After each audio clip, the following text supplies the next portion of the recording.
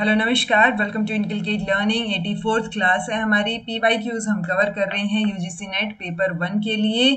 And आज जो हम पेपर कवर करेंगे that is paper 1 of 7 January 2025। Shift 1 का पेपर है। शिफ्ट 1 में कॉमर्स और उसके साथ साथ जितने भी सब्जेक्ट्स के पेपर हुए हैं उन सब में यही पेपर आपको देखने को मिलेगा पेपर 1 के तौर पे। ओके, सो 50 क्वेश्चंस इसमें रहेंगे। इसके साथ साथ एक्चुअली दिक्कत ये है कि मैं JKPSC की क्लासेस ले रही हूँ। दिक्कत नहीं है एक्चुअली, मैं बात बताना चाह रही हूँ क्योंकि मुझे पता है कि 2-3 दिन से JKPSC की क्लास नहीं डली है। सो बच्चे जो हैं कमेंट्स में उनके, मुझे नहीं पता वो वीडियो देख के कमेंट करते हैं या बस जो नई वीडियो डली उस पर ही कमेंट कर देते हैं कि क्लास नहीं डली है। सो डोंट वरी, आपकी क्लासेस जो हैं वो हो जाएंगी। अगर कोई JKPSC का बच्चा देख रहा है तो कल से 3 दिन तक मैं आप लोगों की क्लास डाल दूंगी। Okay, so don't worry about that. जब मैंने एक बार बोला है मैं क्लासेस करवा दूंगी तो करवा दूंगी। ओके, सो ये उन बच्चों के लिए एक छोटा सा मैसेज था बीच में, अगर वो देख रहे हैं तो। So this is presented by me Raveena. Videos informative लगे तो इनकलकेट लर्निंग को लाइक शेयर सब्सक्राइब जहाँ आप कर दीजिएगा। 84th क्लास है, 95 तक हमें पहुंचना है। हम आराम से 10 जून से पहले जो है अपनी क्लासेस कंप्लीट कर लेंगे। प्लस कोशिश रहेगी कि आपकी एक रिविजन मैराथन भी एड ऑन हो जाए। ओके, चलिए जी, ये है आपके सामने पहला क्वेश्चन डाटा इंटरप्रिटेशन का। इजी सा है लेकिन जब आप सोल्व करें तो आपको थोड़ा सा माथा पच्ची करना है, ऐसे टफ लग सकता है, बट आप पढ़ेंगे और सोल्व करने की कोशिश करेंगे तो इजी है।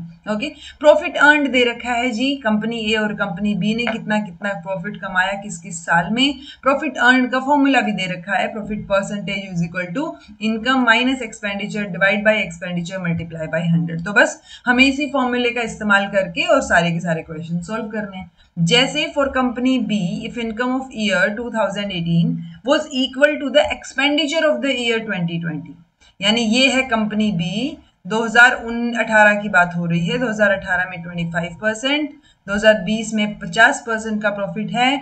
और अब हमें क्या करना है, यहाँ पे एक्सपेंडिचर की वैल्यू चेंज करनी है। Okay, then what was the ratio of income, तो दोनों की इनकम निकाल के उसका रेशियो निकाल देंगे। सिंपल है, ठीक है। सो देखो प्रॉफिट पहले वाले में कितना है 25%, तो उस 100 को मैं इधर ला सकती हूँ, is equal to income minus expenditure divide by expenditure. Okay, so ये क्या हो जाएगा 0.25 E is equal to 1 minus E. तो इनकम यहाँ से कितनी आ गई, ई प्लस 0.25 ई यानी 1.25 ई, ये इनकम आ गई। ठीक है, सो ये इनकम है 2019 की, ये बात याद रखिएगा। देन ये जो 2018 की, तो 2018 की जो इनकम है वो इक्वल है 2020 के एक्सपेंडिचर के। तो 2020 में है 50% प्रॉफिट, यानी 2020 के लिए मैं लिखूंगी तो ऐसा कुछ नहीं हो जाएगा, income minus expenditure divide by expenditure, right. अब वहां पे इनकम की ये एक्सपेंडिचर की जगह रख दीजिए, ये वैल्यू 1.25 ई हो जाएगा। ठीक है, सो यहां से क्या हो गया 0.5 is equal to income minus expenditure है 1.25 ई डिवाइड बाय 1.25 ई। ठीक है, बस यहां से भी इनकम निकालो और रेशियो निकाल दो, दैट्स इट, हो जाएगा जी। ठीक है, यही इंफॉर्मेशन के बेसिस पे आपका क्वेश्चन कुछ इस तरीके से सॉल्व हो जाएगा। यहाँ पे जो इनकम आई 2020 के हिसाब से वो है 1.875 ईबी, और यहाँ पे जो इनकम आई वो है 1.25 ईबी, और ईबी तो दोनों ही सेम है क्योंकि हमने वैल्यू रखी थी इस वाली ईबी की।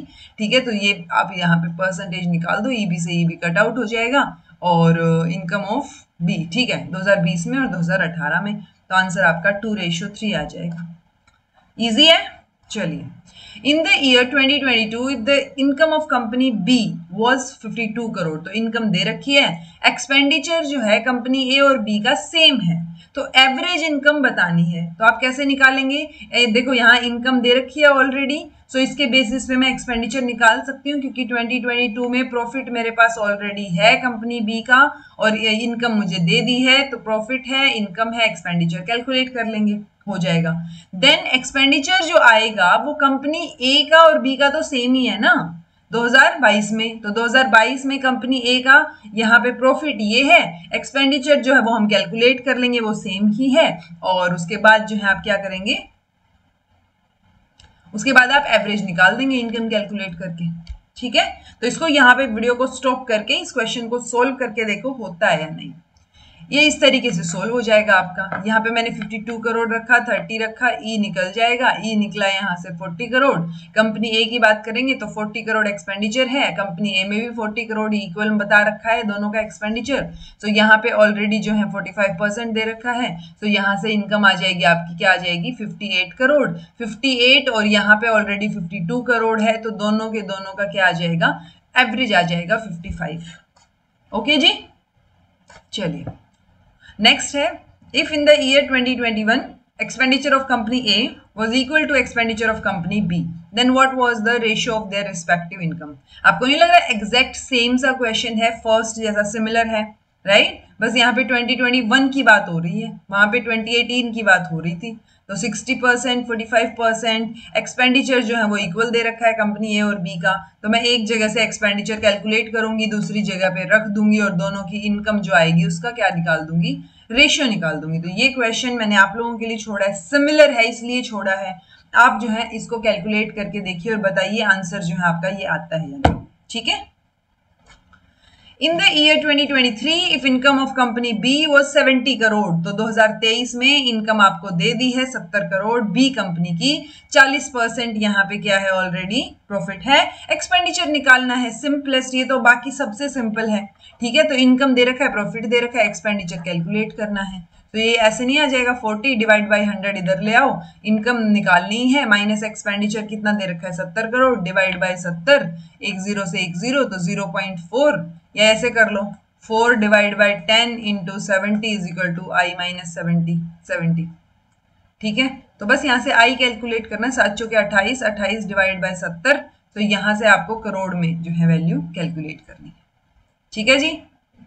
हो जाएगी, आंसर आएगा 70 डिवाइड बाई 1.4, आंसर आपका 50 करोड़ आ जाएगा। ठीक किया ना मैंने? क्या निकालना था, एक्सपेंडिचर। देखो 2023 बी कंपनी, प्रॉफिट 40, हाँ ठीक तो है, income minus expenditure divide by expenditure भी तो है, सो ये ई उधर चला जाएगा, यानी 0.4 E is equal to income minus E, इधर आया 1.4 E is equal to income, और यहाँ expenditure is equal to income divide by 1.4, income already 70 दे रखी है, ठीक है। चलिए, if the ratio of expenditure of company A in 2019 and 2023, so expenditure का रेशियो दे रखा है 4/3, इनकम निकालनी है और उन इनकम में फिर ये बताना है कि जो इनकम है कंपनी ए की 2019 में वो कितने परसेंटेज ज्यादा है कंपनी ए से। निकल जाएगा, कैसे निकलेगा, कंपनी ए में 2019 में और 2023 में एक्सपेंडिचर निकालो, ई रख के ही निकालो, उस एक्सपेंडिचर को डिवाइड कर दो, डिवाइड करोगे और इज इक्वल टू में रख दो 4/3, ये रेशियो, ओके। वहां से आपकी क्या आ जाएगा, रेशियो आ जाएगा आपकी इनकम का। तो इनकम 2019 में और 2023 में इनकम का रेशियो आ जाएगा, तो हमें आइडिया हो जाएगा कितनी इनकम है। वो रेशियो आपका आएगा 10/9, ठीक है, 2019 और 23 का, यानी 2019 की और 2023 की इनकम का 10/9 रेशियो आ जाएगा। विच मीन्स क्या हम बोल सकते हैं 10, यानी कि अगर इसकी वैल्यू 100 है तो दूसरे की 90 है, राइट। तो कितना ज्यादा हुआ, मान लो 10 ज्यादा है, तो 10 का परसेंटेज निकालूंगी तो कितना आएगा, 10 डिवाइड बाई 90 इंटू 100, यानी कि 100/9 आपका आंसर आएगा यहाँ, ठीक है जी। ये कुछ इस तरीके से सॉल्व होगा, एग्जैक्टली आप देखेंगे तो देखो ए में जो है 2019 में आपने यहाँ से क्या निकाल लिया, फॉर्मूला रखा, यहाँ से आपने निकाला एक्सपेंडिचर। सेम 2023 में आपने एक्सपेंडिचर निकाला, दोनों एक्सपेंडिचर का रेशियो जो कि 4/3 है उसके बराबर रख दिया, तो दोनों इनकम का रेशियो आ जाएगा 10/9। तो मान लो इनकम 100 है क्वेश्चन सोल्व करने के लिए और ये 90 है, तो 10 का डिफरेंस, यानी 10 ज्यादा है तो 10 मोर परसेंटेज निकालूंगी, तो किससे ज्यादा है, 90 से। 10 divide by 90 multiply by 100, answer आपका 4th आ जाएगा जी। ओके, कोई दिक्कत होनी नहीं चाहिए इसमें। Easiest question, which of the following are the elements of observational learning? मैं आपको हमेशा बोलती हूँ और ये चीज मैं बहुत कॉन्फिडेंस के साथ इसलिए बोल पा रही हूँ कि आप PYQs करेंगे तो आपके मोर देन 40 क्वेश्चंस आराम से ठीक होंगे, चाहे वो एलिमिनेशन मेथड से हो या कैसे भी हो, क्योंकि कुछ एक ही नए क्वेश्चन आते हैं और वो कई बार नए क्वेश्चन तो इतने अटपटे होते हैं, तुक्का ही लगता है, किसी को नहीं पता होती वो चीजें। ओके, सो वो मैं दिखा भी दूंगी आपको किसी क्वेश्चन में, तो उन क्वेश्चंस में टाइम वेस्ट ना करना, उन क्वेश्चंस को आइडेंटिफाई करना, ये आपकी जिम्मेदारी बन जाती है। ओके सो ये देखो ऑब्जर्वेशनल लर्निंग बंडूरा की है, सोशल ऑब्जर्वेशनल लर्निंग थियरी हम पढ़ते हैं, अटेंशन रिटेंशन, देन अडेप्टेशन तो हम पियाजे की थियरी में पढ़ते हैं, देन प्रोडक्शन और आपका मोटिवेशन। तो ये चारों के चारों जो है वो एलिमेंट्स रहेंगे। क्वेश्चन पहले भी आया हुआ है, एलिमेंट्स को सीक्वेंस में पूछा गया था, तो एटलीस्ट आपको सीक्वेंस भी पता हो, अटेंशन रिटेंशन रिप्रोडक्शन और मोटिवेशन। तो ये ABDE आपका आंसर हो जाएगा। ओके ओके अब वुमेन नॉर्थ साउथ वाला क्वेश्चन, इसमें तो मेरा फेवरेट, हम लाइन ड्रॉ करेंगे। ठीक है, ये हमने लाइन ड्रॉ कर ली नॉर्थ साउथ के लिए, ये हमने ड्रॉ कर ली ईस्ट वेस्ट के लिए, थोड़ा सा बढ़ा देते हैं इस लाइन को। ठीक है ओके अब हमें बात करनी है अरे north south west east. Okay ये बोल रहे हैं एक वुमेन जो है वो 100 मीटर टुवर्ड्स नॉर्थ चलिए, मान लो यहाँ तक हो गया 100 मीटर। ठीक है then she turns to her left, तो इधर ही जा रही है तो लेफ्ट इधर ही होगा, लेफ्ट में गई और 50 मीटर चली। ठीक है अगेन अब लेफ्ट में मुड़ी और 120 मीटर चली, यानी ये तो हो गया 100, यानी अब वो ये वेस्ट की इसको क्रॉस कर रही है लाइन को और यहाँ कहीं 20 मीटर चलेगी, 120 हो गया टोटल। ठीक है finally she turns to her right, so right में मुड़ेगी, यानी इधर गया राइट, क्योंकि इधर मुंह साउथ की तरफ फेस है उसका, सो राइट में मुड़ी at an angle of 45 degree. अच्छा ओके यहाँ से अब आप देखो ये इधर ये तो 90 डिग्री हो गया, तो यहाँ से 45 डिग्री कहीं वो मुड़ती है। ठीक है और वो चलना शुरू करती है, तो ये पूछ रहे हैं कि अब वो किस डायरेक्शन में मूव कर रही है, तो ये साउथ वेस्ट डायरेक्शन में मूव कर रही है जी। ठीक है आंसर आपका सेकंड आ जाएगा, इजी है, कोई दिक्कत नहीं होनी चाहिए। What is the correct sequence of global warming potential, ये क्वेश्चन भी इनिशियली जब पेपर कराए थे वहां पे आया हुआ था। तो ग्लोबल वार्मिंग पोटेंशियल की बात हो रही है, लोवेस्ट टू हाईएस्ट आपको अरेंज करना है। एक होता है ग्लोबल वार्मिंग करना या उसके लिए रिस्पॉन्सिबल होना, और एक होता है ग्लोबल वार्मिंग का पोटेंशियल रखना। सो उसमें हम रेफरेंस CO2 को लेके चलते हैं, जो कि क्या रहेगा 1 लेके चलते हैं। सो यहां से आपका रेफरेंस होगा, तो इतना तो आपको समझ आना चाहिए, बी आएगा। बी के बाद ए मीथेन, मीथेन के बाद डी यानी आपका N2 nitrous oxide and then chlorofluorocarbons. Okay so BADC आपका आंसर रहेगा। ये मैंने करवा रखा था, बिल्कुल पहले वाली स्लाइड एज इट इज उठा के डाली है। ठीक है तो ये देखो CO2 global warming potential for 100 years, तो ये ग्लोबल वार्मिंग पोटेंशियल है 1, ये 23 है, इससे 23 गुना ज्यादा CH4 का है, 296 गुना ज्यादा H2O का है, देन हाइड्रोफ्लोरोकार्बन्स और फिर आपका SF6। ठीक है तो ये हम किसको बोलते हैं, high global warming potential gases इनको हम बोलते हैं। ठीक है सो ये ज्यादा सब्सटेंशियली हीट को अब्सॉर्ब करके रखती हैं, more heat than CO2 as comparison to CO2। तो CO2 के कंपैरिजन में हम लेते हैं तो रेफरेंस पॉइंट CO2 रहेगा, ये बात याद रखो। ग्लोबल वार्मिंग पोटेंशियल यानी कितना जो है उसके अंदर पोटेंशियल है कि वो ग्लोबल वार्मिंग क्रिएट कर सकती है। ओके चलिए next, again national missions of national action plan on climate change, 1-2 class पहले ही आया था, ये क्वेश्चन करवाया था तब भी। ठीक है तो इसमें पूछा है कौन कौन से मिशंस हैं, तो 8 मिशंस हैं, 8 में से यहाँ कौन से वो देख लो, ozone mission, solar mission, water mission, air mission, green India mission. तो देखो ग्रीन इंडिया मिशन है, सोलर मिशन है, देन वाटर भी है, BCE होएगा क्या, सी ठीक है तो ये देखो solar, enhanced energy efficiency, sustainable habitat, water, sustaining the Himalayan ecosystem, strategic knowledge for climate change, green India और सस्टेनेबल एग्रीकल्चर। ठीक है find the number that can replace the question mark, तो यहाँ पे आपको बताना है 2 दूनी 4, 4 चौके 16, 16 6 6 6 36, देन 8 8 64। ओके तो देखो यहाँ पे स्क्वायर कर रखा है, ये एक छोड़ के एक, देन ये 3 3 9 9 27, 5 5 25 5 125, 6 6 7 7 7 49 49 7 343। ओके सो यानी अल्टरनेटिवली एक जगह स्क्वायर एक जगह क्यूब, एक जगह स्क्वायर एक जगह cube, square cube square cube का पैटर्न आपको देखने को मिलेगा, ये क्यूब वाला आंसर हमारा आ जाएगा। ओके एक सर्टेन कोड लैंग्वेज है, देखो मैं आपको हमेशा बोलती हूँ ना कि इसमें आप थोड़ा स्मार्टली ध्यान रखा करो, ऐसे मत सोचा करो 617 है तो स्वीट का 6 है, एंड का 1 है, हॉट का 7 है। ओके ये स्टेटमेंट्स इसीलिए दी गई ताकि आप कंपेयर करें। तो sweet and hot, coffee is sweet, तो स्वीट कॉमन है, तो कौन सा डिजिट कॉमन है, 7 कॉमन है, यानी स्वीट जो है वो 7 रिप्रेजेंट कर रहा है। ठीक है स्वीट का मतलब 7 है कोडिंग, देन है coffee is sweet, T is hot, तो इज कॉमन है यानी 3 कॉमन है, तो इज का क्या हो गया 3 हो गया यानी इज। ठीक है, तो ये यहां समझ आ रहा है, इज है, इज का आ जाएगा 3, बीच में 3, ये देखो। ठीक है, अब स्वीट का मतलब तो क्या है 7 है, तो 7 तो नहीं हो सकता, हमसे तो हॉट पूछा तो ऑटोमेटिकली ये हो गया, बाकी आप फिर से भी चेक कर सकते हो। ये देखो sweet and hot, T is hot, तो यहाँ ऊपर वाले में क्या कॉमन है, यहाँ 6 कॉमन है, तो हॉट का क्या हो गया 6 हो गया जी। ठीक है, तो इस तरीके से आपको कॉमन देख के कोडिंग डिकोड करना है। Previous nomenclature of ministry of education was, easiest question, सबको पता होना चाहिए। मिनिस्ट्री ऑफ एजुकेशन को पहले एमएचआरडी बोलते थे, ministry of human resource development. Okay, ये 2020 की पॉलिसी जब से आई है एनईपी, उस टाइम पे इसको चेंज करके मिनिस्ट्री ऑफ एजुकेशन रख दिया गया। Age of father is twice that of elder son, तो मान लो एज फादर है एक्स, सन है वाई। ओके, देन है आपका age of father is twice, तो ये 2y के बराबर है। 10 years hence the age of father will be thrice 3 times the age of younger son, तो मान लो younger son है z। ठीक है, सो यहाँ पे ये तो क्या हो गया, अब 10 साल बाद की बात हो रही है, यानी x में भी 10 साल ऐड हो गई, z में भी 10 साल ऐड हो गई, और z क्या होगा, अब ये थ्राइस हो गया, ऐसा कुछ बनेगा। If the difference of ages of 2 sons यानी y minus z is equal to 15, बस तीनों फॉर्मूला दे रखे हैं, इनको सोल्व कर लो यहां से।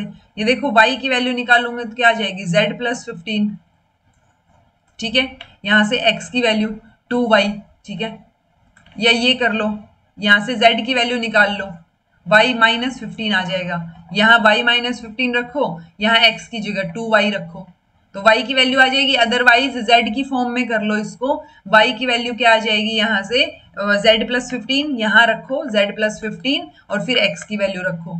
तो कैसे भी रख लो, इसका फॉर्मूला आराम से, मतलब यही 3 इक्वेशंस हमें दे रखी हैं, ये सोल्व हो जाएंगी। z की वैल्यू आएगी आपकी 10, और उसके बाद आराम से आपकी सारी वैल्यूज निकल जाएंगी। ये देखो, यहाँ से z वैल्यू पुट कर दो तो आंसर आ जाएगा, x की आ जाएगी 50, देन यहाँ से x की है तो यहाँ y डिवाइड बाई 2 हो जाएगा, तो y की आ जाएगी 25, यानी फादर की है 50, या एल्डर सन की है 25 और यंगर सन की है 10।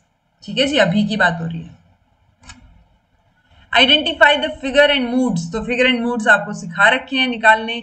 All sodium salts are water, तो देखो ऑल ऑल ऑल, तो ये ए ये क्या हो गया हमारे पास, मूड हो गया। ओके, फिगर निकालना है। अब मूड में भी मैं तीनों ही ये हैं, तो मैं ये लोड नहीं ले रही कि कौन सी मेजर प्रेमाइस है कौन सी माइनर है। ओके, बट स्टिल अब यहां से देख लेती हूँ, ये सोप है, ये सब्जेक्ट है, वाटर सोल्यूबल सब्सटेंस जो है वो क्या है, यहाँ पे प्रेडिकेट है, प्रेडिकेट के ऊपर यहाँ पे पी है, नीचे सोप्स वाला सब्जेक्ट में है, यानी ये दोनों क्या है यहाँ पे M.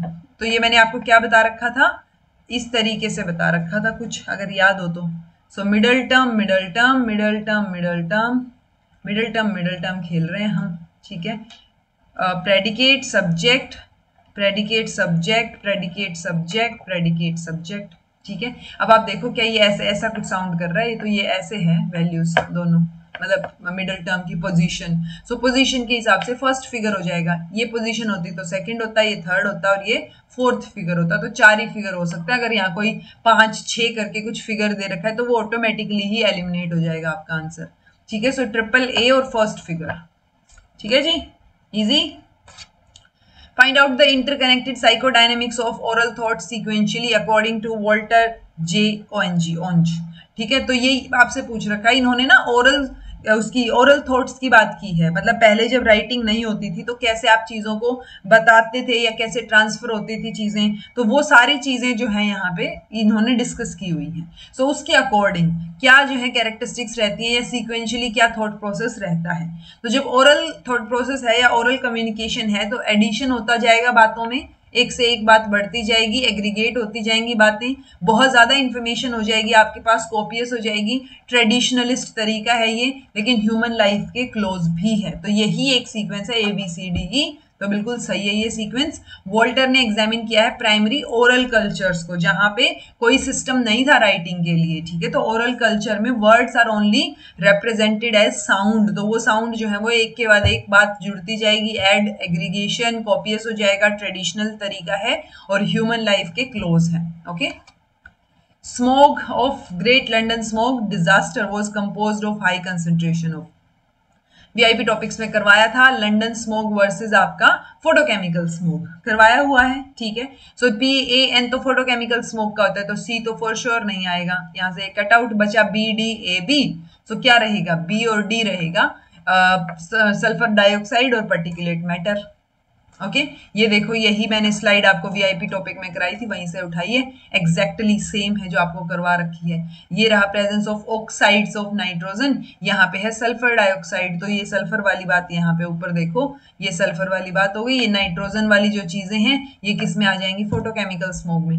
Okay A set of rules governing the use of visual and linguistic signs within a particular culture is referred to। तो उसको आप क्या बोलोगे, एक सेट ऑफ रूल्स जो है वो मीडिया का रूल है, नहीं मीडिया का तो नहीं है, कल्चर की बात हो रही है, टेक्स्ट फ्रेम है या फिर आपका टेक्निकल नॉर्म्स है या कोड है, तो कोड हुआ ना, जो भी रूल्स आप बनाते हो एक पर्टिकुलर कल्चर में तो वो कोडिंग जैसा हो गया, उसी कल्चर के लोग ज्यादा बेहतर समझेंगे। Okay answer fourth, Which of the following are chemical parameters? पहले हमसे क्वेश्चन में पूछा गया था फिजिकल पैरामीटर्स, तो अगर आप फिजिकल वाले बता पाओगे तो बचे हुए केमिकल हो जाएंगे। तो देखो टर्बिडिटी क्या है, फिजिकल है, बताया हुआ था, तो C cut out. Hardness, pH, dissolved oxygen, biological या बायोकेमिकल ऑक्सीजन डिमांड, सो ABDE। सो ये क्या है जी, हमारे केमिकल पैरामीटर्स है। ओके यानी इनसे आप केमिकली ही पता कर पाओगे कि ये कितने हैं। देख के आप pH नहीं बता सकते किसी पानी की, देख के हार्डनेस नहीं बता सकते, डिसॉल्व्ड ऑक्सीजन कितनी है वो नहीं बता सकते, बट देख के आप टर्बिडिटी बता सकते हो, तो वो फिजिकल पैरामीटर हो गया और बाकी सारे केमिकल पैरामीटर हो गए। ओके जी, Which of the following subjects were taught in ancient Indian universities? University की स्पेलिंग ठीक कीजिए, तो कौन कौन से पढ़ाए जाते थे, तो देखो सुश्रुत संहिता मेडिसिन से रिलेटेड हो गया, फिलोसफी हमने इतनी पढ़ी है कि फिलोसफी के बारे में तो है चीजें, एटलीस्ट हमें इतना पता है ये दो चीजें तो थी एंशिएंट टाइम पे, ठीक है। सो अगर ये दो चीजें थी तो आंसर आपका यहीं से CDE हो गया जी, ठीक है। लॉजिक, मेडिसिन और फिलोसफी, उस टाइम पे एनवायरमेंट ऑलरेडी अच्छा होता था, तो एनवायरमेंटल साइंस की कोई बात नहीं थी, और जर्नलिज्म भी कहीं नहीं देखा हमने कि भाई पढ़ाया गया हो, तो CDE जो है वो सही रहेगा। अगेन है जी बौद्धन्य, नागार्जुन, ब्रह्मगुप्त और विष्णुगुप्त। अगर आपको ये भी आइडिया हो कि विष्णुगुप्त जो है वो चाणक्य या कौटिल्य को ही बोलते हैं, चाणक्य, कौटिल्य, विष्णुगुप्त, ये तीनों एक ही इंसान को बोलते हैं जिसने अर्थशास्त्र लिखा है, तो ये यहां से आपका क्वेश्चन सोल्व हो जाता। ओके देन ब्रह्मगुप्त है, यहां से भी हो जाता, ब्रह्मस्पुत, ये भी आया हुआ है, चलो ये भी नहीं पता था विष्णुगुप्त, ब्रह्मगुप्त तो पता था, ब्रह्म से ब्रह्मी से ही क्वेश्चन सोल्व हो रहा है। ओके आंसर थर्ड रहेगा। अब आपको नागार्जुन का भी पता हो और आपको बौद्धान्य का काम भी पता हो, ठीक है, कि सुल्व सूत्र किसने लिखा है और ये रसरत्नर का नतनकरा, ओके तो ये किसने लिखा है। विष्णुगुप्त का नाम याद रखिए, विष्णुगुप्त भी उनको बोल दिया जाता था ओकेजनली, कौटिल्य और ऐसा मतलब बहुत जगह पे कौटिल्य कोई चाणक्य बोला गया है, तो हम जनरली मान के चलते हैं ये एक ही इंसान है, Kautilya, Chanakya, Vishnugupta. Okay arguments by analogy, तो जब आप एनालॉजी बता रहे होते हो यानी आप एक सिचुएशन को डिट्टो किसी और सिचुएशन से कंपेयर करके कुछ समझाना चाह रहे हो, सो क्लासिफाइड ये वैलिड होगा, इनवैलिड होगा, claim to follow from their premises with logical necessity या प्रोबेबल है। सो ये प्रोबेबिलिटी शो करेगा ना जी, जो भी आर्ग्यूमेंट आप एनालॉजी के थ्रू दे रहे हो, ओके तो ये प्रोबेबल रहेगा। A study meant to discover whether variables को vary, तो साथ में वेरी कर रहे हैं या नहीं वो हमें चेक करना है, तो ये relates to case study, longitudinal research, correlational या आर्काइवल, तो कोरिलेशन चेक करने की कोशिश कर रहे हो ना आप, इजी है, ज्यादा दिमाग नहीं लगाना है। If Z represents the standard normal variate, करवा रखा है आपका नॉर्मल प्रोबेबिलिटी कर्व, उस हिसाब से आपको वैल्यूज देखनी है और सबकी वैल्यू बता के और फिर आपको आंसर में सीक्वेंस करना है, ठीक है। तो देखो 0 से -1 के बीच में है, सॉरी 0 से बड़ा है और 1 से छोटा, यानी 0 से -1 से छोटा ना, सॉरी 0 से +1, ये वाला इसका क्या था 34 पॉइंट समथिंग था, देन 0 से -∞ यानी 50% हो गया एक पोर्शन, देन 1 से 3 के बीच में, सो इस तरीके का होता है ना, ठीक करना इसको, ठीक है। तो ये इधर 34 पॉइंट समथिंग, ये 13 पॉइंट समथिंग, तो 0 से ये 1, ये 2, ये 3, यानी 4 और 3 8 7, 3 और 1 यानी 68 समथिंग आता है ये, और इसके बाद आगे 2 पॉइंट और समथिंग होता है तो वो भी जोड़ लो। देन है आपका 2 से बड़ा है और 2 से प्लस इन्फिनिटी तक, सो 1 2 2 से यानी 68 32 समथिंग आ जाएगा ये। सो अराउंड एंड अराउंड वाली चीजें हैं। तो सबसे बड़ा तो यही है 50%, नहीं ये वाला 1 से 3 के बीच में, 1 से 3 50% बड़ा रहेगा जी। तो इसने क्या पूछा है, इंक्रीजिंग ऑर्डर पूछा है, तो बी सबसे लास्ट में आएगा। उससे पहले इन्होंने खुद बता दिया ए है। सी और डी में से देख लो, सी में 1 से 3 तक है, 1 से 3, और डी में 2 से इंफिनिटी तक है, तो सी आना चाहिए बड़ा। तो आंसर 4th है क्या, 4th है। ये देखो ठीक है, ये 1 से 3 के बीच में ये ऐड कर दो, ये परसेंटेज मैंने याद करवा रखी है आपको नॉर्मल प्रोबेबिलिटी कर्व की, ठीक है। सो आपका आंसर आ जाएगा। आया हुआ ये क्वेश्चन भी पहले। कोऑपरेटिव लर्निंग स्ट्रेटजीज की बात हो रही है और उनका वर्क क्या है। Round robin brainstorming, then numbered heads together, then आपका फिशबोल, पीयर टीचिंग। ये आपको थोड़ा अलग लग रहा होगा, यानी आप जो है वो एक मूवी थी ना जिसमें, अच्छा वो भी तो थी, अरे ये शाहरुख खान की वो वाली, तू ही तो जन्नत मेरी, रब ने बना दी जोड़ी। सब नहीं देख रखी होगी, इतना मैं अज्यूम करके चल रही हूँ। उसमें नहीं था कि उनको एक एक नंबर दे दिया जाता है और फिर वो नंबर वाला सेम इंसान ढूंढ रहे होते हैं और उनकी पेयरिंग हो जाती है। सो नंबर्ड हेड्स को साथ में रख दिया, वो वाली सिचुएशन है, ठीक है। तो वो सेम टॉपिक डिस्कस करेंगे। तो observing and listening to a core discussion group, okay. Students teaching a specific topic to others, student teach कर रहा है तो ये पीयर टीचिंग हो गई, ये फिश बाउल साउंड कर रहा है। Then discussing a topic in turn with a small group, small group है तो ये ब्रेनस्टॉर्मिंग हो जाएगा। And assigning roles and rotating group representative, ये आ जाएगा आपका numbered head together. Okay, answer second. 3 4 1 2। ये क्वेश्चन भी 1000 बार आ चुका है, अब तो आपको याद हो जाना चाहिए क्या करना है। 85 माइनस 749 और उसका अंडर रूट कर दो। 58 माइनस 3 3 9 अंडर रूट कर दो, माइनस 749 अंडर रूट, माइनस 6 6 36 और अंडर रूट हो जाएगा। करवा रखा है फॉर्मूला, बार बार सोल्व करके बताइए आंसर 4th आ रहा है कि नहीं आ रहा। ये है फॉर्मूला आपका, इसमें से आपको 1/n और ये वैल्यू दे रखी है, इसमें से आप माइनस कर दो म्यू का स्क्वायर और अंडर रूट कर दो, ओके। और ये देखो, ये आप सोचोगे कि इसके नीचे भी तो n होता, पर ये 1/n बाहर निकाल के दे रखा है इन्होंने, ठीक है। इन्होंने mu I square divide by n नहीं दे रखा, इन्होंने 1/n बाहर समेशन से कॉमन निकाल दिया और वो चीज, वो वैल्यू दे रखी है। क्रोनोलॉजिकल सीक्वेंस बतानी जी चेयरपर्सन ऑफ यूजीसी की, तो ये तो याद होता तो ही आप बता पाते, अगर आपने थोड़ा ध्यान दिया होता। आंसर आपका 4th रहेगा। ये आपकी क्रोनोलॉजिकल सीक्वेंस। अभी के लिए आप ये याद रखो, विनीत जोशी हैं, वो हायर एजुकेशन सेक्रेटरी जो है थे। तो 7 अप्रैल के बाद से, जब से ये अपने जगदीश मामीदला जगदीश जो है ये रिटायर हुए हैं, तो तब के बाद इनको एडिशनल चार्ज देके विनीत जोशी फिलहाल के लिए इंटरिम चेयरपर्सन आप मान सकते हो। बाकी ये अपने डॉक्टर शांति स्वरूप भटनागर सबसे पहले थे, देन हुमायूं कबीर, ऐसे करते करते ये अपने पास 19 जो है वो अभी तक रहे हैं। 20th में विनीत जोशी का नाम आ सकता है, इंटरिम रहे हैं लेकिन, ठीक है। तो अभी है वो परमानेंट, जब तक पोस्टिंग नहीं हो जाती इस पे तब तक वो ही रहेंगे Vineet Joshi. Toxic group substance दे रखे हैं, देन आपका यहाँ पे उनकी कार्सिनोजेनिसिटी। सो ए बी सी डी, तो आप देखो ना ए वाला ज्यादा है, वो होगा ग्रुप ए में आप सबसे टॉक्सिक चीजों को डालोगे, यानी जो ह्यूमन कार्सिनोजन है, ठीक है, यानी जो ह्यूमन में कैंसर क्रिएट कर सकता है, करेगा ही करेगा, ठीक है। देन कर सकता है प्रोबेबिलिटी वाला बी में रख दिया, देन पॉसिबल है वो आपको सी में रख दिया, और जो नहीं है क्लासिफाइड वो डी में रख दिया, ठीक है। 3 1 4 2, 3 1 4 2 ऑप्शन नंबर 4, ठीक है जी। When two propositions with same subject and predicate terms agree in quality but differ in quantity, so ये propositions हैं A E I O, ये हम पढ़ते हैं। इसमें all होता है, इसमें no, इसमें some और इसमें some not, ओके। सो अब ये बोल रहे हैं क्वांटिटी में डिफर कर रही हैं। क्वांटिटी में डिफर मतलब ये all है, ये सम है, या ठीक है, ये नो है, ये सम है, ओके, सम नोट है।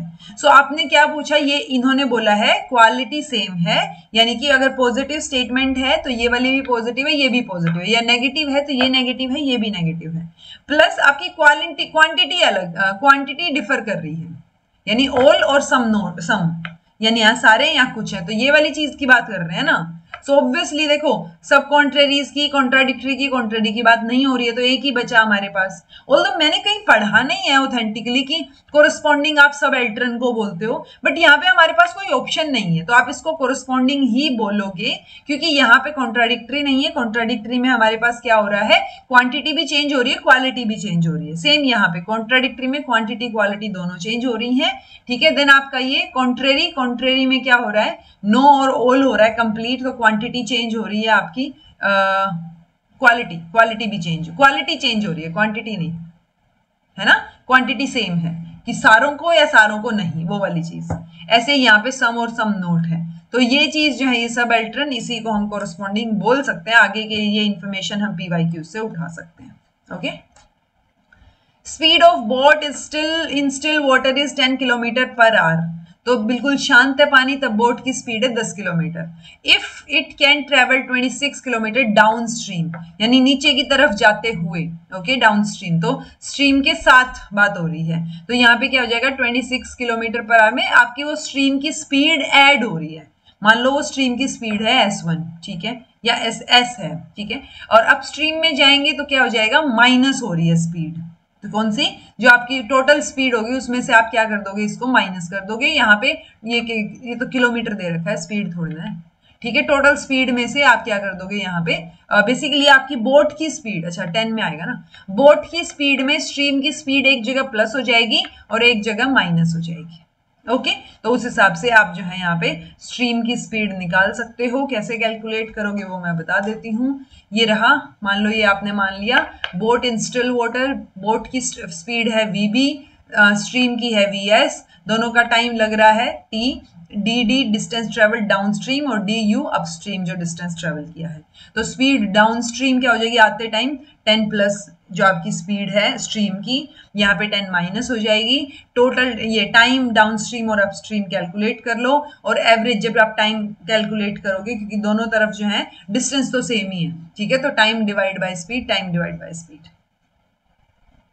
नहीं distance, sorry, distance divide by this. तो ये आपने इसको यहाँ से जो हमने स्पीड निकाली है, टाइम डाउन स्ट्रीम और अपस्ट्रीम निकाला है, यहाँ से आप क्या करोगे, इसको सोल्व कर लोगे और VS की वैल्यू आपके पास आ जाएगी। Okay, a fallacy in which an opponent's position is depicted as being more extreme or unreasonable than is justified by what, then ये what was actually asserted, ठीक है, यही देन आएगा, is the fallacy of, so यानी opponent की position जो है वो एक तरफ बहुत एक्सट्रीम और अनरीजनेबल दिखाई गई है। तो ये तो स्ट्रोमैन प्रोफेसर की तरह बात नहीं कर रहे हैं हम, ठीक है, उसमें भी तो यही था कि आप उसको कह कुछ रहे हो और वो कर कुछ रहा है, तो वो सामने से कुछ और ही पोजीशन दे रहा है, तो वो क्या है, स्ट्रोमैन की फैलेसी है जी। ओके, रीटा का जो स्मार्टफोन है वो एक open source operating system use करता है। ओपन सोर्स कोड जो है उसमें, अगर आप सोर्स कोड डिफाइन करोगे ओपन सोर्स ऑपरेटिंग सिस्टम में, तो क्या मतलब रहेगा उसका। तो हमने ये किया था कि गूगल का एंड्रॉइड बिल्कुल फ्री है, सभी यूजर्स के लिए अवेलेबल है, that is open source code. Okay, so ऐसा नहीं है कि सिर्फ कंपनी ओन कर रही है या ज्यादा सिक्योर है या लेस प्रोसेसिंग पावर उसकी है, तो इससे हम कंपेयर नहीं कर रहे। ओपन सोर्स का मतलब होता है कि उसका सोर्स कोड जो है वो अवेलेबल है सबके लिए।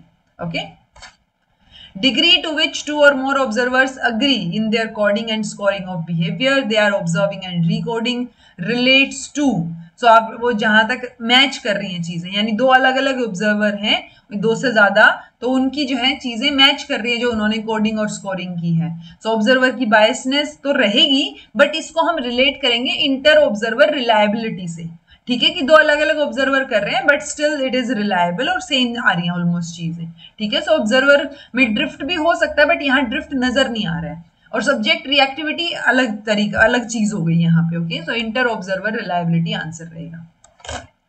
देन अगेन LM वही, बस नंबर यहाँ से चेंज कर देते हैं, तो ये नंबर चेंज है, 2, 6, 8, 16, की फॉर्म में आपको दे रखा है। सो बस इसका वही कीजिए, 2 - 1 - 2, ये तो इधर पॉइंट डेसिमल से बाद वाले सोल्व करने के लिए हो जाएगा, और पहले वाले के लिए 2 की 0, 2 की 1 जो मैंने आपको करवा रखा है, तो मैं बार बार नहीं बताऊंगी।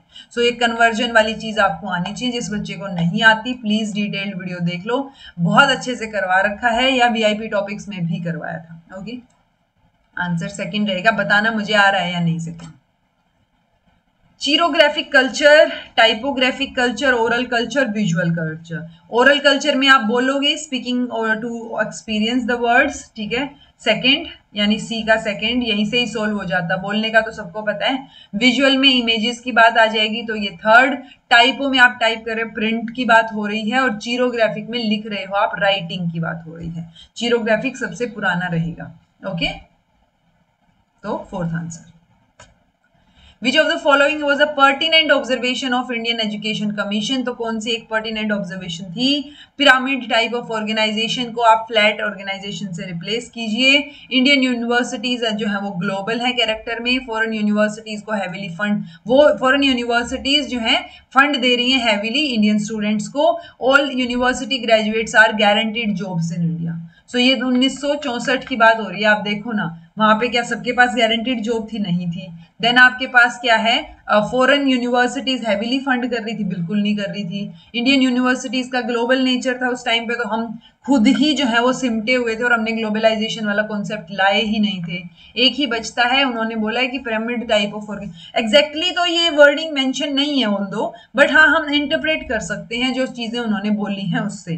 सो जो पिरामिड टाइप ऑफ ऑर्गेनाइजेशन है उसको फ्लैट ऑर्गेनाइजेशन से रिप्लेस करना। पिरामिड में एक हायरार्की नजर आएगी, फ्लैट ऑर्गेनाइजेशन में आपको फ्लेक्सिबिलिटी नजर आएगी, ठीक है। सो वो एक फ्लेक्सिबिलिटी को, ट्रांसपेरेंसी और एक्सेसिबिलिटी को प्रमोट करते हुए उन्होंने फ्लैट ऑर्गेनाइजेशन की बात की। A teacher is looking for a learning management system that can integrate with multiple assessment tools, track कर पाए स्टूडेंट की प्रोग्रेस को। तो कौन सा प्लेटफॉर्म बेस्ट रहेगा? तो लर्निंग मैनेजमेंट सिस्टम आपको करवा रखी है, जूम, ग्रामरली, टर्निटिन, ये लर्निंग मैनेजमेंट सिस्टम है ही नहीं। सो बचा एक ही, तो एक ही लर्निंग एंड मैनेजमेंट सिस्टम की यहाँ नाम दे रखा है। ओके, अकॉर्डिंग टू न्यायिकास वर्ड्स मीन। तो देखो इस तरीके के क्वेश्चन इस बार आए हुए थे, आपके लॉजिकल रीजनिंग से थोड़े डिफरेंट क्वेश्चन थे, बट इनको इस बार की मैराथन में अच्छे से इन कॉन्सेप्ट्स को और कवर करने की कोशिश करेंगे। यूनिवर्सल्स को जाति बोल रहे हैं, पर्टिकुलर्स को व्यक्ति, कॉन्फ़िगरेशन को आकृति, देन इन तीनों को सेम यहाँ लिख दिया। तो जाति, व्यक्ति, आकृति, तो ये बात ठीक है जी, फोर्थ इसका आंसर रहेगा। यूनिवर्सल को आप जाति बोल रहे हो, पर्टिकुलर को आप व्यक्ति बोल रहे हो, एंड देन कॉन्फ़िगरेशन जो है वो आपकी शेप को डिफाइन करेगा, आकृति बोल रहे हो। Okay, Which of the following are the benefits of metacognition? So metacognition में इंसान सोच रहा होता है, ठीक है, अपने बारे में, अपनी चीजों के बारे में। So metacognitive practices जो है वो लर्नर को प्लान करने में, मॉनिटर करने में और अपनी ही प्रोग्रेस इवेल्युएट करने में हेल्प करेंगी। बिल्कुल सही बात है। metacognitive practices जो है वो एक unique contribution to learning over and above the influence of cognitive ability. बिल्कुल ठीक है, कॉन्ट्रीब्यूट करेगा यूनिकली। देन है मेटाकोग्निटिव प्रैक्टिसेस अगर हैं तो वो एकेडमिक अचीवमेंट को इंप्रूव करने में हेल्प करेंगे। मेटाकोग्निटिव स्किल्स जो है वो हेल्प करेंगे स्टूडेंट को to transfer what they have learned from one context to next. Obviously आप जो है चीजों को रिफ्लेक्ट बैक करके ट्रांसफर करोगे नॉलेज का। सो सारी स्टेटमेंट्स बिल्कुल सही है जी, ABCD आपका आंसर हो जाएगा। Polymorphic virus, metamorphic virus, Trojan horse और आपका वोम, ठीक है। पोलीमॉर्फिक यानी बहुत सारी फॉर्म है उसकी, देन मेटामॉर्फिक, ट्रोजन और वोम। वोम तो हमने किया था ना अभी, तो कुछ टाइम 1-2 पे क्लास पहले ही करवाया था। वोम और आपका जो है कंप्यूटर वायरस। तो वोम में क्या था कि विदाउट जो है यूजर की इंटरेक्शन के भी वोम जो है वो स्प्रेड करेगा अपनी कॉपीज, ठीक है। सो वायरस में आपने कोई क्लिक कर दिया, कहीं चले गए किसी ऐसी वेबसाइट पे, वहां से आ गया, पेन ड्राइव से आ गया। सो वायरस में आपकी इंटरेक्शन, आपने कुछ गड़बड़ की है तब वो वायरस आया है, बट वोम में अपने आप ही वो स्प्रेड आउट होगा, ठीक है। सो आपका डी का थर्ड, ओके, डी का थर्ड। सी का ऑलरेडी फोर्थ आ गया है, यानी कंप्लीटली रीराइट करेगा हर टाइम। सी का फोर्थ, ठीक है। अच्छा फोर्थ नहीं, फोर्थ या 1 ना, मैं वही देख रही, कंप्लीटली रीराइट की बात यहाँ कैसे आ गई? थर्ड, थर्ड, फोर्थ या फर्स्ट वो देखना है। हाँ, ए का सेकंड रहेगा, ए का सेकंड पॉलीमॉर्फिक यानी चेंजेस जो है वो हर एक बार अपनी सिग्नेचर चेंज कर लेता है। जब भी अलग अलग कॉपी बनेगी तो वो वायरस की जो अलग कॉपी बनी है बेसिकली वहां पे फॉर्म चेंज हो जाएगी, ठीक है। देन मेटामॉर्फिक और Trojan copy completely rewrites itself each time it is replicated, some time changes its behaviour. And then है a seemingly useful program that contains hidden harmful program code। तो ये answer क्या रहेगा वो आप मुझे बताइए। हिडन हार्मफुल तो इसमें नहीं आएगा, सी का थर्ड आंसर आएगा क्या? थर्ड आंसर, ठीक है, सी का फर्स्ट। तो ये मेटामॉर्फिक वाला जो है वो क्या हो जाएगा जी आपका फोर्थ हो जाएगा, और ट्रोजन हॉर्स जो है वो आपका यूजफुल प्रोग्राम लगता है हमें, बट वो है नहीं। Okay, with reference to digital communication, which of the following A to D are true? Radio broadcast is an example of automatic type of transmission। automatic है, simplex है। तो keyboard communicating with a computer is an example of simplex, ठीक है, one sided है, simplex है। Walkie talkies जो है वो हाफ डुप्लेक्स पे ऑपरेट करते हैं, ये बात भी ठीक है। टेलीफोन कॉल्स जो है वो फुल डुप्लेक्स। देखो फुल डुप्लेक्स होता है जहां पे दोनों इंसान साथ में बोल सकते हैं। आपने किसी को फोन मिला रखा है, आप भी बोल रहे हो अगला भी बोल रहा है, दोनों इकट्ठा भी बोल सकते हो, सुने ना सुने वो अलग बात है। वॉकी टॉकी पे क्या होगा, एक टाइम पे एक ही इंसान बोल पाएगा फिर दूसरा बोल पाएगा, ठीक है। सो वो एक टाइम पे एक वाला इज लाइक बोल तो दोनों सकते हैं बट एक टाइम पे एक बोल पा रहे हैं, तो डुप्लेक्स में हाफ है वो पोर्शन। तो बीसीडी आपका ठीक है, इस तरीके का कुछ करते हैं। देखो सिंप्लेक्स में सिर्फ एक वन साइडेड दिखेगा, जैसे टीवी रेडियो इन पे होता है ना, सेंडर ने भेजा रिसीवर ने रिसीव कर लिया, दैट्स इट। फुल डुप्लेक्स में सेंडर भी भेज सकता है रिसीवर भी भेज सकता है, दोनों एक टाइम पे हो रही है चीजें, ठीक है, तो कोई भी सेंडर रिसीवर हो सकता है। हाफ डुप्लेक्स में क्या होगा कि ये लेन देन तो है बातों का और चीजों का, बट वन साइड एक टाइम पे एक ही इंसान कर पाएगा। एक टाइम पे या तो ये बोल सकता है या दूसरे की सुन सकता है, वो चीज रहेगी इसमें वॉकी टॉकी में। Cultural meaning of text is known as, तो कल्चरल मीनिंग टेक्स्ट का अगर आप कल्चरल मीनिंग देखते हो तो दैट इज कॉनोटेशन, ठीक है। सो कॉनोटेशन डेनोटेशन हमने पढ़ रखी है, बिल्कुल अच्छे से आपको पता होनी चाहिए। देन एमएस एक्सेल का क्वेश्चन देखो, आइटम क्वांटिटी पर अगर आपने प्री वाई यूज कर रखे तो आपका ये क्वेश्चन सही होता। ओके देखो, if the formula B2 $B और $2 B2 C2 12 5 7 मल्टीप्लाई करने को बोला है ना, ठीक है। ये वाली वैल्यू इन्होंने यहां रख दिया E2 में। अब ये बोल रहे हैं E3 और E4 में इसको कॉपी करना है, तो यहां से जो ऐसे प्लस का साइन आता है मैंने उसको ड्रैग कर दिया यहाँ पे, तो यहाँ वैल्यूज जो है फॉर्मूला कॉपी कर दिया, तो क्या चीज आएगी, ठीक है। सो देखो यहाँ पे इन्होंने ना डॉलर लगा दिया, डॉलर इज लाइक $B, मतलब आपका कॉलन ये B वाला जो है वो रो चेंज नहीं हो, कॉलन चेंज नहीं होगा, रो भी चेंज नहीं होगी, वो सिचुएशन है B2 में। तो यहाँ दोनों जगह डॉलर लगा रखा है, दैट मीन्स यहाँ पे 60 ही आंसर आएगा जो ऑलरेडी आ चुका है। ओके, डॉलर का मतलब ही होता है आपने चेंज नहीं करना है, ठीक है। अगर ये $B के आगे नहीं लगा होता तो अगली बार मैं ड्रैग करती, सो B का जो है वो C भी $B का B डॉलर मतलब जिसके आगे डॉलर लगा वो चेंज नहीं होगा। यूजुअली क्या होता, यहाँ पे B2 था वो B3 B4 इस तरीके से बन सकता था अगर यहाँ पे ड्रैग करते हो तो, बट यहाँ पे ऑलरेडी दोनों जगह डॉलर लगा रखा है, दैट मीन्स आंसर आपका फर्स्ट रहेगा। एमएस एक्सेल में इसका मतलब होता है कि कोई मॉडिफिकेशन या कोई चेंज नहीं हो रहा है रो या कॉलन में। Okay, Which of the following text readings were identified by Strout Hall? तो स्ट्रॉट हॉल ने 3 ही टाइप की रीडिंग जो है वो आइडेंटिफाई की है, तो आपको पता हो अब से ये क्वेश्चन नया है थोड़ा सा। ऑपोजिशनल रीडिंग, नेगोशिएटेड रीडिंग और डोमिनेंट रीडिंग, है ना, CDE आएगा ना सेकंड, ठीक है। और डोमिनेंट को हेगेमोनिक भी बोलते हैं, तो कहीं कंफ्यूजन ना हो अगली बार कुछ और नाम आ जाए तो। When a car passes you on the road and appears to shrink as it gets farther away, which phenomena permits you to realize that car is not in fact getting smaller? So किस phenomena के through आपको पता चलेगा कि वो दूर जा रही है, छोटी नहीं हुई है। ओके, तो ये सेल्फ एक्चुअलाइजेशन है, ट्रांजिटिविटी है, परसेप्चुअल कॉन्स्टेंसी है या फिर सिमिलैरिटी है। तो ये परसेप्चुअल कॉन्स्टेंसी रहेगा जी, जिसमें आपका जो ब्रेन है वो जो ऑब्जेक्ट को परसीव करता है उनकी कंसिस्टेंट प्रॉपर्टीज के साथ, आपको पता है कार का साइज शेप चीजें वो सेम ही रहेंगी, वो दूर जा रही है दैट मीन्स कुछ विजन के साथ जो है वो चीज हो रही है, सो वो even through the visual information, ठीक है। सो वो रेटिनल इमेज है कि जब ऑब्जेक्ट दूर जा रहा है या पास आ रहा है तो कैसे अलग अलग एंगल पे चीजें आपको अलग अलग छोटी बड़ी दिखाई दे रही है। Identify the sampling techniques that are of studying hidden population. So hidden population के लिए स्टडी करना सिंपल रैंडम स्नोबॉल है जी, स्नोबॉल रहेगा और की इन्फॉर्मेंट रहेगा, ये आपकी हिडन पॉपुलेशन के लिए, क्योंकि की इन्फॉर्मेंट में एक्सपर्ट्स जो है बताएंगे उससे रिलेटेड इन्फॉर्मेशन, और स्नोबॉल जो है उसके अंदर वो पर्सन खुद बताएगा, बट वो पर्सन फिर अगला जो है सैंपल आइडेंटिफाई करेगा। सो बी और डी रहेगा। देन है आपका पैराग्राफ, प्लीज इसको स्टॉप कीजिए, वीडियो को पढ़िए, इस पैराग्राफ को आंसर दीजिए। यही ड्रिल आप बाकी क्वेश्चंस में भी फॉलो करेंगे। आंसर रहेगा third. Again 47th question, stop the video, read the paragraph, try to answer the question, answer will be third. 48th question, read the paragraph, try to answer the question, answer will be third. गलत नहीं है, ये third ही है, ठीक है। Ayurvedic system of health 49th question, answer रहेगा third. Then है 50th, आयुर्वेदा क्या डिनोट करता है, आंसर रहेगा फर्स्ट, ठीक है। चलिए जी, फिर भी कोई गड़बड़ लगे किसी क्वेश्चन में या पैराग्राफ में, क्योंकि पैराग्राफ में खुद नहीं पढ़ रही हूँ, मैं बस टाइप करके चीजें रख दे रही हूँ आपके लिए, तो आप देखिएगा, कुछ गड़बड़ लगे तो मुझे बता देना, मैं चेक करके दोबारा बता दूंगी। So this was all about today. Thank you so much for watching. Be happy, keep smiling, subscribe to Inculcate Learning because it is absolutely free. Be consistent in your efforts. Take care. See you in next class.